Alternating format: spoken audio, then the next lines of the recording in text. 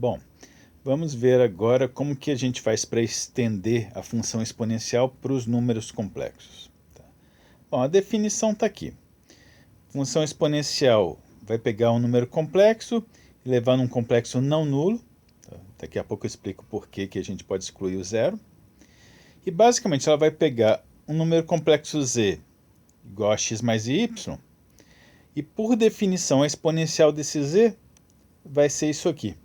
Exponencial de x, ou seja, exponencial só da parte real, vezes cosseno do y, da parte imaginária, mais i seno do y. Okay? Então essa é a definição da função exponencial de um número complexo. Bom, primeira pergunta que vocês devem estar se fazendo é: como que apareceram esse cosseno e seno aí? Eu estava calculando uma exponencial, de repente vem aqui funções trigonométricas, que pelo menos no caso dos reais, parecia que não tinha nada a ver, né? Trigonométricas com exponenciais. E aqui, estranhamente, elas aparecem misturadas. Tá? Bom, a resposta desaforada é que isso é uma definição, a gente define o que a gente quer, ok? Mas claro que não é bem assim, né? O primeiro matemático a pensar nessa definição da exponencial complexa foi Euler, e ele sabia o que ele estava fazendo, ok? A ideia é que essa definição é boa, porque ela preserva boa parte das propriedades que tornam a exponencial uma função útil. Okay? Então, por exemplo, essa exponencial complexa tem essas propriedades aqui. Então, continua valendo que a exponencial de uma soma é o produto das exponenciais, a exponencial de menos z é 1 sobre a exponencial de z, continua valendo que a exponencial de uma subtração é a exponencial do primeiro dividido pela exponencial do que está negativo. Okay? Exponencial de z elevado a um n, que aqui no caso precisa ser inteiro, vira exponencial de nz. Exponencial de zero continua valendo 1. Okay? Para provar essas propriedades, okay, você usa a definição. Ok? E leiam aqui com cuidado, tem as demonstrações. Tá joia? Então, olha só aqui a da soma. Pego aqui um z e um w. Ok, aqui botou 1, mas é só z igual a x mais y, w igual desculpa, z é x1 mais y1, w é z2 mais y2. Quero fazer exponencial de z mais w. Então, primeiro calculo z mais w. Então, só somo o x, somo os y. Aí usa a fórmula da exponencial. A fórmula da exponencial era o quê? Exponencial só da parte real. Então está aqui, exponencial do x mais y, vezes cosseno da parte imaginária, que é y1 mais y2, mais e seno da parte imaginária. Ok? Então está aqui simplesmente aplicada a definição da exponencial. E aí agora é só fazer conta. Usa aqui a fórmula do cosseno dessa soma. O seno dessa soma vira isso aqui. Aí vai mexendo, no final você chega nisso aqui, que por definição era exponencial de z, vezes isso aqui, que por definição era exponencial de w. Ok? Leiam com cuidado depois essas demonstrações, vocês vão ver que todas as propriedades são válidas. Ok? Algumas propriedades novas. O módulo de elevado a z vai ser exponencial da parte real de z, ou seja, só exponencial de x, ok? Que dá para ver direto aqui da fórmula, né? Se a exponencial de z é isso aqui, quando eu tirar o módulo é o raio, vai ser só essa parte aqui. Essa parte cosseno mais seno a gente já viu que tem módulo 1. Okay? Então o módulo da exponencial vai ser só essa parte aqui, só o elevado a x, então exponencial da parte real. Como o módulo de elevado a z é uma exponencial real agora, exponencial real nunca dá zero, quer dizer que isso aqui nunca vai dar zero. Se o módulo nunca é zero, quer dizer que o próprio elevado a z nunca vai ser zero. Ok? Por isso que a imagem é os complexos menos o zero. Okay? Então a exponencial complexa, do mesmo modo que a real, nunca vai dar zero. Outra propriedade, exponencial do conjugado, é o conjugado da exponencial. Também olhem depois lá embaixo a demonstração direitinho. Uma coisa que muda aliás, antes disso, vamos para essa 6 aqui. O argumento da exponencial é a parte imaginária de z mais 2kπ. Okay? De novo, vem aqui da própria definição. Né? Daqui já dá para ver que o argumento que está fazendo o papel do ângulo é justamente o y, ou seja, a parte imaginária. E mais 2kπ pelo aquele motivo de sempre que o argumento está definido a menos de voltas completas no círculo. Bom, uma novidade que muda bastante em relação ao caso real é que a exponencial real ela só crescia. Né? Já a exponencial complexa ela é periódica. Quando você anda na direção y, ela vai ser periódica de período 2π. Por quê? Ou seja, o que quer dizer isso? Que se você pegar a exponencial de z e somar um múltiplo de 2kπi, vai dar a mesma coisa que a exponencial de z. Ou seja, esse 2kπi no exponencial basicamente desaparece. Okay? Por quê? Porque como é 2kπi, então esse 2kπ vai entrar no y. Então, se você somar 2kπ no y, que é o argumento, o cosseno e o seno não vão alterar em nada. Okay? Então, quando você soma um múltiplo de 2kπ na direção i, ou seja, 2kπi na verdade, não muda nada na exponencial. Então, na direção real ela só crescia, na direção imaginária agora a gente vê que ela vai ser periódica. A cada 2kπi na direção y, ela se repete. E também dá para mostrar que se duas exponenciais vão ser iguais, exponencial de z1 igual a exponencial de z2, nos reais você já podia garantir que z1 era igual a z2. Agora não. Por causa dessa periodicidade, o z1 vai ser igual ao z2 a menos de múltiplos de 2πi. Ok? Então, esse aspecto muda bastante em relação ao caso real. Bom, leiam de novo, como eu falei, as demonstrações com cuidado. A fórmula de Euler é basicamente a mesma fórmula lá de cima, só que agora o z e y, ou seja, o x é igual a zero. Se o x for igual a zero, joga naquela fórmula de cima, vai ficar exponencial de zero, que é 1, vezes cosseno de y mais i seno de y. Okay? Então, chamar de fórmula de Euler é simplesmente aquela mesma de cima com x seno zero. Okay? Então, toda vez que você quiser escrever agora um cosseno de y, cosseno de alguma coisa, mais i seno de alguma coisa, que a gente já viu que aparece bastante, ao invés de escrever isso, a partir de agora você pode escrever simplesmente e elevado a y, que é a mesma coisa. Okay? Só uma observaçãozinha, alguns autores chamam de fórmula de Euler, não essa aqui, mas aquela mais geral que a gente viu lá em cima, exponencial geral, x mais y. Bom, a forma exponencial de um número complexo.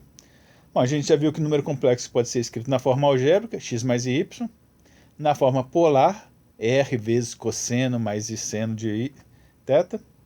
Só que agora que o cosseno mais i seno de θ, a gente já viu que pode ser escrito como exponencial de θ, então a gente tem uma nova maneira mais compacta de escrever o número complexo, na forma polar também, só que agora, ao invés de escrever cosseno mais i seno, a gente só escreve e elevado a θ.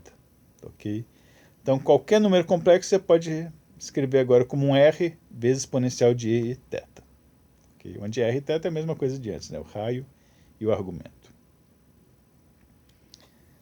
Então, vamos ver aqui um exemplo. Quero colocar esse número aqui na forma exponencial. Mesma ideia de antes, quando queria colocar na forma polar. Calculo o módulo. Okay? Então, raiz quadrada, x quadrado mais y quadrado, no caso vai dar 2.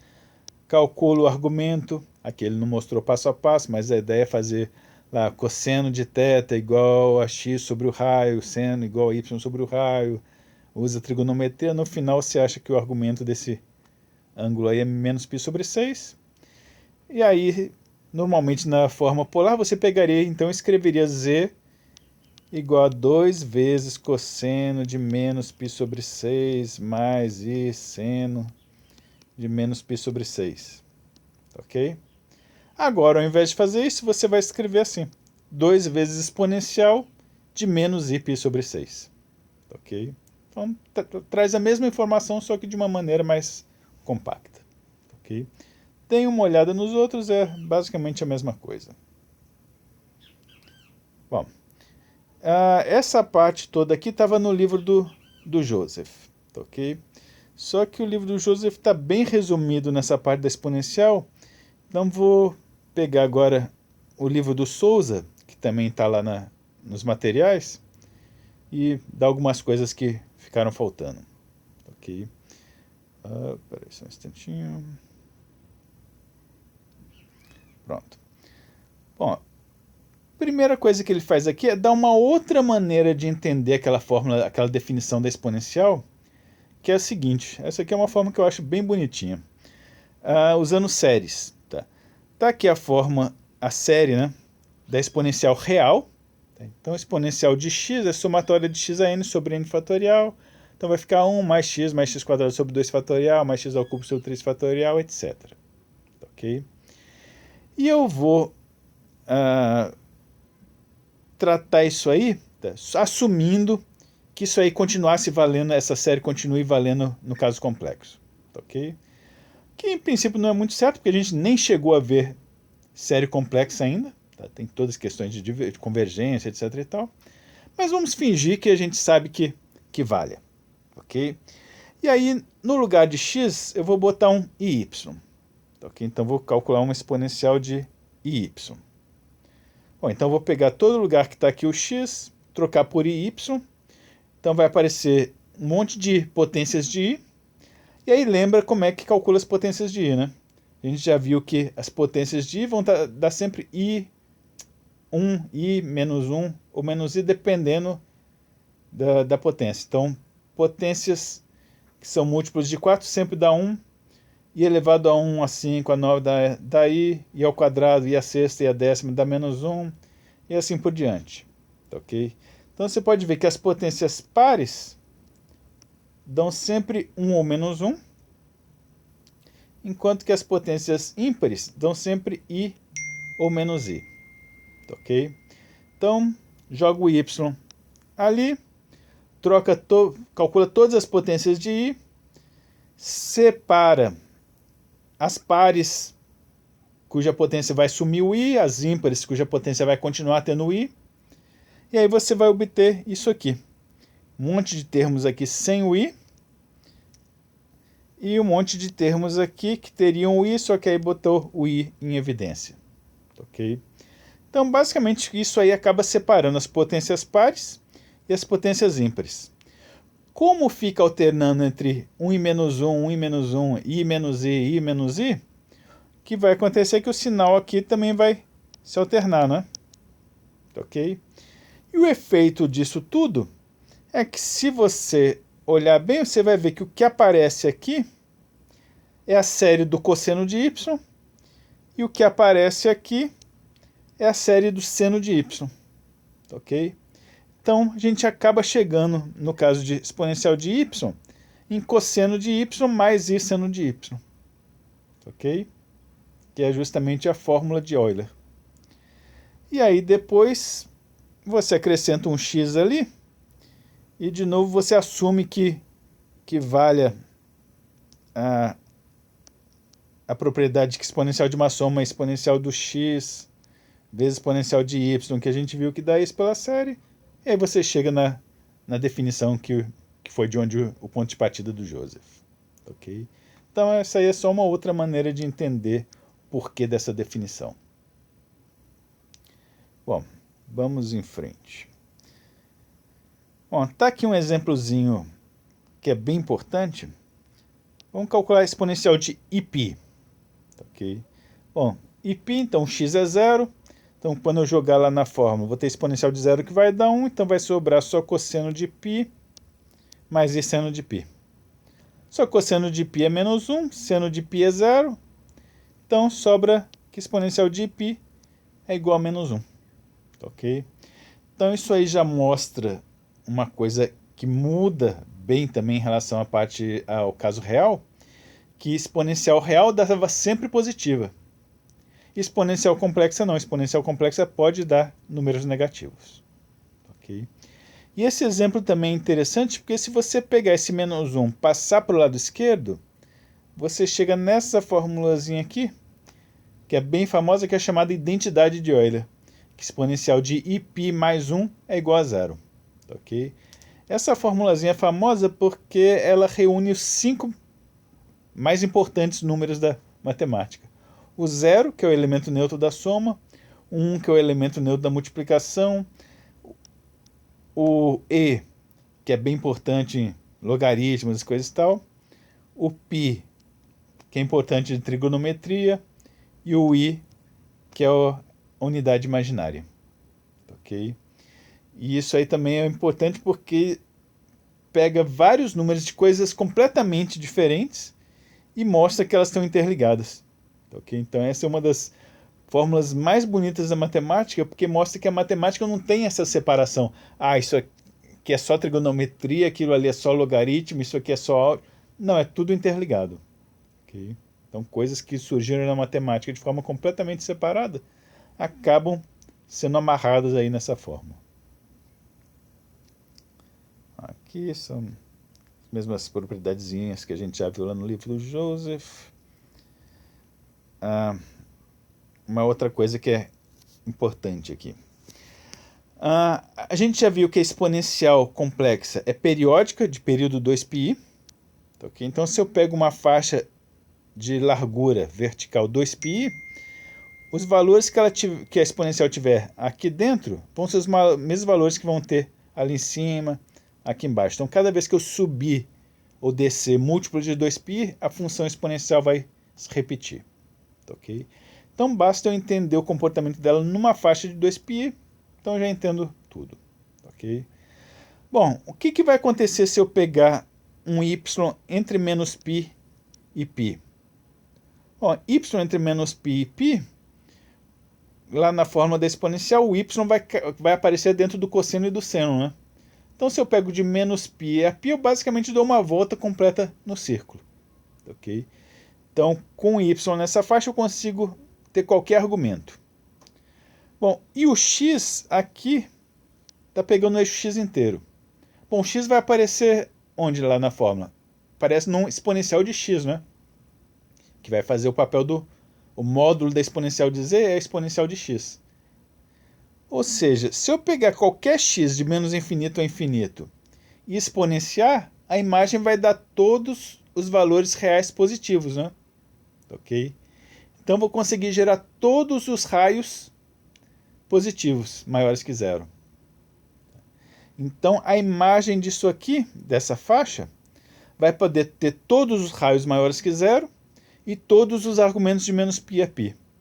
Se você pegar todos os raios maiores que zero e todos os argumentos de menos π a π, você consegue cobrir o plano complexo inteiro, exceto o zero, exceto a origem, porque seria raio zero, e como o raio é exponencial de x, nunca vai dar zero, né? Vai dar sempre maior que zero. Ok? Então, o mapa da exponencial vai pegar essa faixa aí de largura 2π, ou qualquer outra faixa horizontal de altura 2π, e vai mapear no plano complexo todo menos a origem. Ok? E vai mapear de maneira bijetora, ou seja, vai ser 1 a 1 e sobrejetiva. Ok? A demonstração disso está aqui em cima, leiam com cuidado depois. Ok? Mas a ideia é bem simples.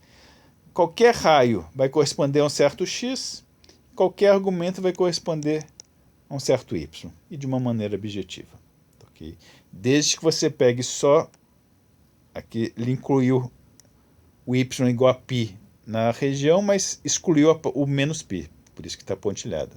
Okay? Porque π menos π acabaria dando o mesmo argumento. Né? Bom, vamos ver um pouco mais sobre como que a exponencial mapeia o plano complexo. Bom, pega uma reta vertical. Ok? Então, uma reta vertical corresponde a fixar o valor de x. Então, x igual a k. Ok? Bom, se eu pegar a reta vertical inteira em cima do x igual a k, bom, x igual a k vai aparecer na fórmula como uma exponencial de x, né? Então, exponencial de k. Ok? Então, qualquer ponto nessa reta vertical vai ser mapeada em cima de um raio elevado a k. E à medida que eu andar em cima dessa reta aqui, eu vou estar variando o y, que vai fazer o papel do argumento. Então, basicamente, eu vou estar variando o ângulo. Então, se eu andar ao longo dessa reta vertical, a imagem vai percorrer esse círculo aí de raio exponencial de k. Ok? Se eu quiser dar uma volta só no círculo, basta eu pegar, ao invés da reta toda, pegar um segmento de altura 2πi. Ok? Aí dá exatamente uma volta no círculo. Então tá aí. Exponencial vai mapear retas verticais em círculos. E retas horizontais? Bom, reta horizontal significa fixar o y igual a k. Okay? Se eu fixo y igual a k, o y elevado na exponencial, ele transforma o y no argumento. Então, fixar y igual a k significa fixar um ângulo k, okay? O argumento k. E aí, se eu fixo esse ângulo aqui e vario o x, ou seja, ando ao longo dessa reta aqui, bom, o x vai ser elevado em exponencial de x, que vai ser o raio. Se eu pego todos os possíveis valores de x, eu vou pegar todos os possíveis valores da exponencial de x, que vai dar então todos os valores maiores que zero. Então vou ter todos os raios maiores que zero ao longo desse ângulo aí. Então vai dar essa semi-reta de ângulo k. Exceto a origem, porque nunca vou conseguir obter raio zero, pegando a exponencial de x. Em particular, tá voltando aqui em cima, se eu pegar a reta vertical sendo exatamente o eixo y é x igual a zero, né? Então é a mesma coisa que pegar k igual a zero. Então aqui o raio do círculo vai ser exponencial de zero, que vai ser 1. Então o eixo y vai ser mapeado no círculo de raio 1, no círculo unitário. Okay? O que quer dizer que o círculo unitário, então, pode ser descrito assim. Conjunto de todos os pontos que são exponencial de um ponto do eixo y, ou seja, 1 e y. Okay? Se eu quiser dar uma volta só, então fixo o y entre 0 e 2π. Okay? Então, esse conjunto aqui é uma maneira que a gente vai usar bastante de descrever o círculo unitário, com centro na origem. Se eu quiser um círculo de um outro raio R, com centro em um ponto Z0 fixo, o que eu faço? Eu pego os pontos do círculo unitário, ok? Só que agora eu troquei o y por θ, tá? Já que ele vai acabar virando um argumento, então um ângulo. Multiplico pelo raio que eu quero, okay? Porque a gente já viu que multiplicar vai expandir, então que era raio 1 vai passar a ter raio R. E somo Z0, porque a gente já viu que somar um número complexo é basicamente transladar, então vai transladar da origem para o centro Z0. Okay? Então qualquer círculo de qualquer centro de qualquer raio pode ser descrito facilmente usando a exponencial complexa dessa forma. Z0, centro, mais o raio exponencial de θ, com o θ variando lá quanto você quiser.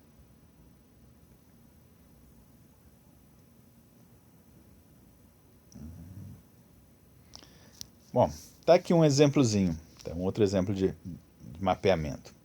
Ele está pegando aqui esse retângulo, tá ok? Ele descreve aqui em cima exatamente quais são os pontos. Tá aqui os pontos escritos. Tá okay? Leiam depois isso aí com cuidado. Deixa eu já dar aqui direto o resultado. Tá okay? Então, basicamente, um retângulo que corta o eixo x aqui em ln de 2 e menos ln de 2, e o eixo y e menos y sobre 2 e y sobre 2. Tá okay? Quando eu aplicar a função exponencial, tá? Aqui o f, aqui é função exponencial, o que vai acontecer? O x, a exponencial dele vai virar o raio, né? Tá okay? Então, quando o x for ln de 2, quando eu aplicar a exponencial, vai ficar exponencial de ln de 2, que vai virar raio 2. Esse outro x aqui, menos ln de 2, quando eu aplicar a exponencial, vai ficar exponencial de menos ln de 2, que é exponencial de ln de 2 a menos 1, corta exponencial com ln, vai dar raio meio. Ok? Então, essas duas retas verticais aqui, essa aqui vai ser mapeada nesse círculo aqui, essa aqui vai ser mapeada nesse círculo. Ok? E como é só segmentos verticais entre esses dois y aqui, menos π sobre 2 e π sobre 2, o que vai acontecer? Ao invés de dar o círculo completo, vai dar só de menos π sobre 2 até mais π sobre 2, que é ali em cima. Ok? Então depois analisem isso com cuidado, ele aqui também em cima faz todos os detalhes, mas basicamente a função exponencial vai pegar esse retângulo e vai levar nessa figura aqui, ok? Então é isso, por hoje, por agora é só.